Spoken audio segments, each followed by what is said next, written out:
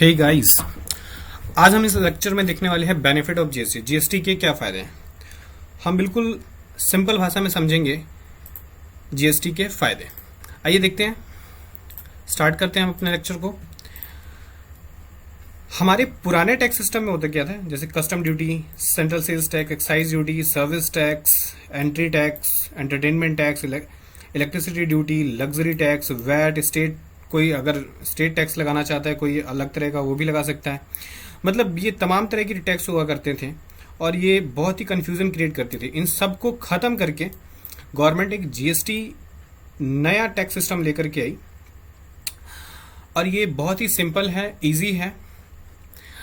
तो आइए देखते हैं एक एक पॉइंट टू पॉइंट करके कि हाँ कौन कौन से बेनिफिट हमें मिल जाते हैं।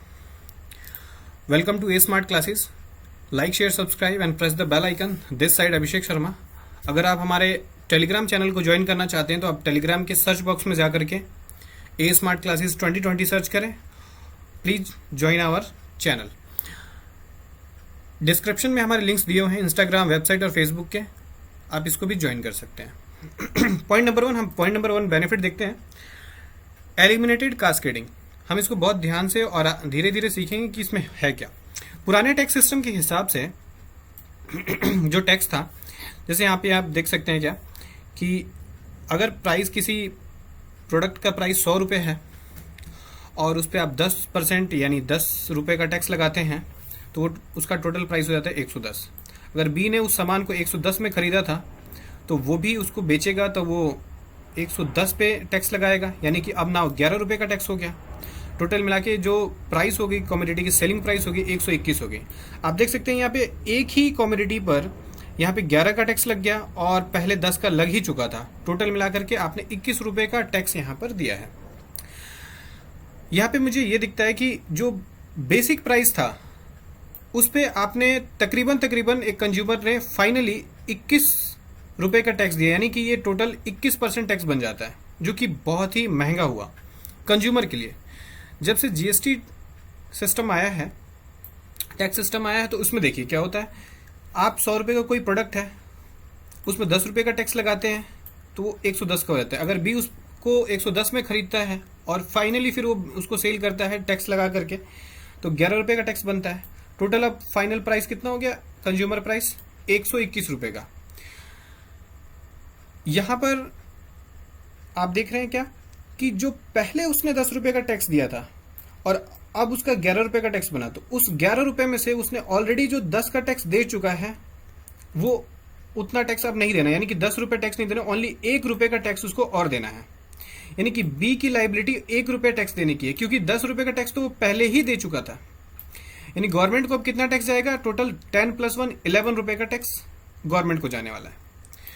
आप देख सकते हैं पहले 21 रुपये का टैक्स गया था, अब 11 रुपये का टैक्स गया। इस हिसाब से पुराने टैक्स सिस्टम के हिसाब से 100 रुपये वाली चीज अब 121 की बिकेगी और जीएसटी के हिसाब से वो 111 की बिकनी चाहिए टोटल।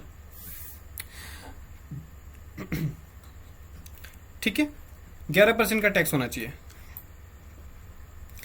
तो फाइनली आपको यहाँ पे आप इसको ध्यान से पढ़ सकते हैं, देख सकते हैं कि कितना बेनिफिट है। यहाँ पे 21 और यहाँ 10 रुपये का कॉस्ट कम हो जाती है कंज्यूमर के लिए। नाउ एफडीआई पे आते हैं। Implementation of GST attract FDI, ये वाला आर्टिकल मैंने इकोनॉमिक्स टाइम से उठाया हुआ है। Implementation of GST to attract more FDI. अगर आप जीएसटी लाते हैं, one nation one tax system लेके आते हैं, सिंपल टैक्स सिस्टम लेके आते हैं, तो वो एफडीआई को अट्रैक्ट करता है इंडिया में, जिससे कि हमारी जो फॉरेन करेंसीज हैं, फॉरेन करेंसी बेनिफिट्स जो है वो बढ़ जाती है। थर्ड पॉइंट है इनपुट टैक्स क्रेडिट। ये फॉर्मूला दिया हुआ है, इसको आप प्लीज आप आराम से पढ़ लीजिएगा। मैं यहाँ पे आपको एक एग्जांपल के तौर पे समझाता हूँ। सॉरी, ये यहाँ पे थोड़ा गलत लिखा हुआ है, इसको मैं काट देता हूँ। सेम वैसे ही 100 रुपये का प्राइस है, बेस प्राइस, उस पर 10% का टैक्स लगा, वो फाइनली 110 रुपये का हो गया। बी ने उस सामान को खरीदा और 120 रुपये में बेचने की कोशिश की। 120 रुपये में बेचेगा तो उस पर 10% के हिसाब से 12 रुपये का टैक्स लगेगा। टोटल प्राइस हो गया 132 रुपये। फाइनली हुआ क्या कि अब आपको ₹12 का टैक्स आपका अब बनता है, पुराना आपका ₹10 का टैक्स आप दे चुके हैं। नाउ ₹2 की ही टैक्स लाइबिलिटी बी के हैंड से आती है। बी को अब सिर्फ ₹2 का टैक्स ही गवर्नमेंट को चुकाना है। नाउ फोर्थ पॉइंट पे चलते हैं। All transaction are handle by common GSTN portal. कहते हैं क्या कि जीएसटी पोर्टल आने की वजह से, यानी कि ऑनलाइन सिस्टम आने की वजह से सभी को, जो भी जीएसटी पोर्टल पे एक्सेस करते हैं, उनको सबको बेनिफिट हुआ, चाहे वो टैक्स पेयर हुआ या फैसिलिटी सेंटर हुई, या अगर कोई हेल्प चाहिए तो हेल्प डेस्क ऑनलाइन आपको हेल्प मिल जाती है। अकाउंटेंट्स को भी बहुत मदद मिली ऑनलाइन होने की वजह से। जीएसटी काउंसिल टाइम पे अपने अपडेट्स लेकर के आती है जीएसटी को लेकर के। अगर कोई टैक्स रेट में चेंजेस आती है तो जीएसटी काउंसिल आपको टाइम पे अपडेट देती रहती है। आरबीआई को एक क्लियर इंफॉर्मेशन मिलती है कि कितना टैक्स रेवेन्यू गवर्नमेंट को हो रहा है। बैंक्स को सिंपल सिस्टम लगता है। तमाम तरह की चीज़ें हैं, यहाँ पर आप देख सकते हैं, आराम से इसको पॉज करके आप पढ़ सकते हैं। रिडक्शन इन प्राइस, पांचवा बेनिफिट है, जो कमोडिटी की जो प्राइस है वो कम हो गई है।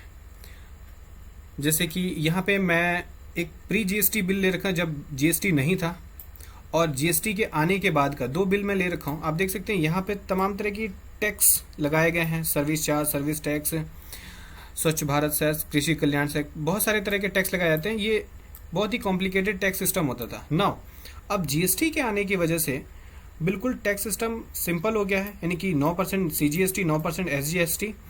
और यहाँ पर आप देखेंगे क्या कि जीएसटी टैक्स होने की वजह से आपको तकरीबन बहुत कम टैक्स देना पड़ता है, यानी कि प्राइस को कम कर देता है।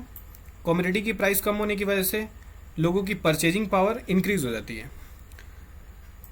Now this is the end of the video. Like, share, subscribe and press the bell icon. Thank you so much.